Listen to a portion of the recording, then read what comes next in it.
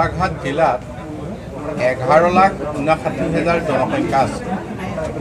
11,59,000 জনসংখ্যা হ'লে আমি 18 বছৰৰ ওপৰৰ জনসংখ্যা আমি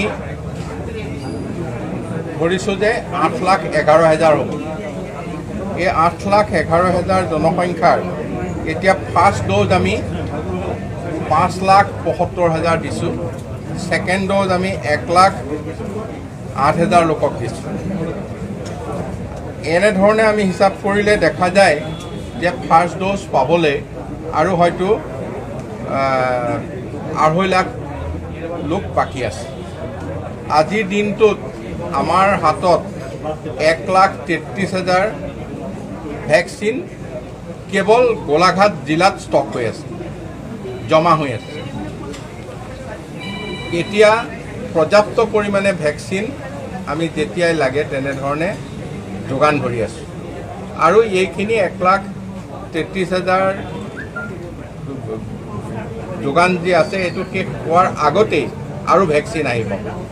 গতিকে আমি আজি এই বিষয়ত এটা বিস্তৃত পৰ্যালোচনা কৰিছোঁ আৰু এতিয়া গোটেই প্ৰক্ৰিয়াটো আমি কিছু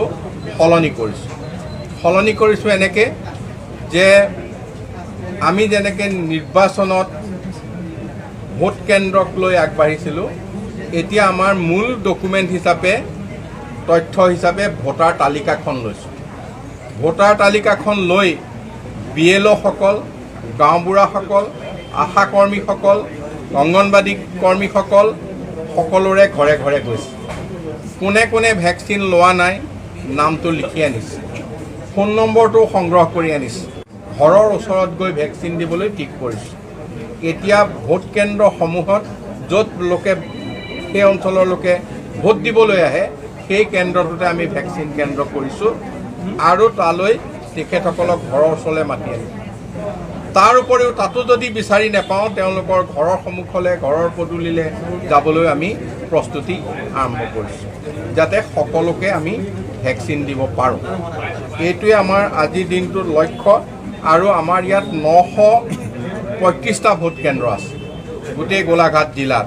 সেইমতে আমি গোটেই পৰিকল্পনাটো কৰিছোঁ আৰু আজি জিলাৰ উপায়ুক্তকে ধৰি সকলো 2টা চাব ডিভিজনৰ বিষয়াসকল গোলাঘাট, বোকাখাট আৰু ধনশিৰি আৰু সন্মানীয় বিধায়ক ফুকন ডাঙৰীয়াকে ধৰি সকলোখিনি আমি ইয়াত গোট খাইছোঁ আৰু গোট খাই এই গোটেই পৰিকল্পনাটো ঠিক কৰিছোঁ আৰু অহা কালিৰ পৰাই এই গোটেই পৰিকল্পনাটো আমি আগবঢ়াই লৈ যাম।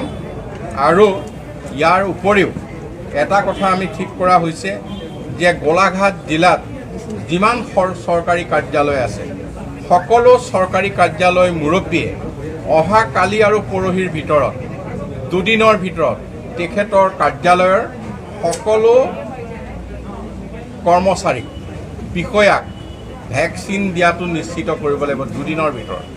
আৰু দেওবাৰ বাদ দি সোমবাৰৰ দিনা প্ৰত্যেকটো কাৰ্যালয়ত সন্মুখত বেনাৰ মাৰিব লাগিব যে উই আৰ অল ভেকচিনেটেড, আমি সকলোৱে টীকা গ্ৰহণ কৰিছোঁ। ঠিক তেনেধৰণে সোমবাৰৰ পৰা যি আমি স্কুল কলেজ খুলিবলৈ দিছোঁ, অহা 2 দিনৰ ভিতৰত শিক্ষানুষ্ঠানৰ মুৰব্বী, অধ্যক্ষকে ধৰি মুৰব্বীসকলে যিসকল অধ্যাপক অধ্যাপিকাই পাঠদান কৰিব, তাত যিসকল কৰ্মচাৰী আছে আৰু যিসকলে পাঠ গ্ৰহণ কৰিব ছাত্ৰ ছাত্ৰী, তেখেতসকলক ভেকচিন দি সম্পূৰ্ণ কৰিব লাগিব। আৰু সোমবাৰে যেতিয়া ক্লাছ আৰম্ভ হ'ব তাৰ আগত শিক্ষানুষ্ঠানৰ সন্মুখত তেখেতসকলে সেল্ফ ডিক্লাৰেশ্যন দিব লাগিব, নিজেই ঘোষণা কৰিব লাগিব যে উই আৰ অল ভেকচিনেটেড, আমি সকলোৱে টীকা গ্ৰহণ কৰিছোঁ। তাৰপিছতে ক্লাছ আৰম্ভ হ'ব।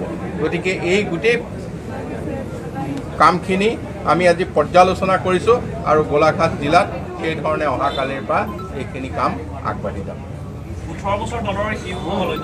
18 বছৰৰ তলৰ যিসকল, ধৰি ল'লোঁ হায়াৰ ছেকেণ্ডেৰীত কোনোবা ফাইনেল ইয়াৰত 18 বছৰ তলৰ আছে, তেওঁক আমি ভেকচিন দিব নোৱাৰোঁ, কিন্তু তেওঁক আমি ক্লাছ কৰিবলৈ অনুমতি দিছোঁ। ধন্যবাদ।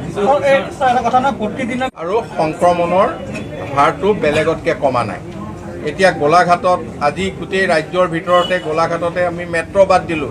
গুৱাহাটী মেট্ৰ'ত এয়াৰপৰ্টৰ পৰাও আহে, বেলেগৰ পৰাও আহে, ৰেল ষ্টেচনৰ আহে, তাৰ সংখ্যাটো অলপ বেছি হয়।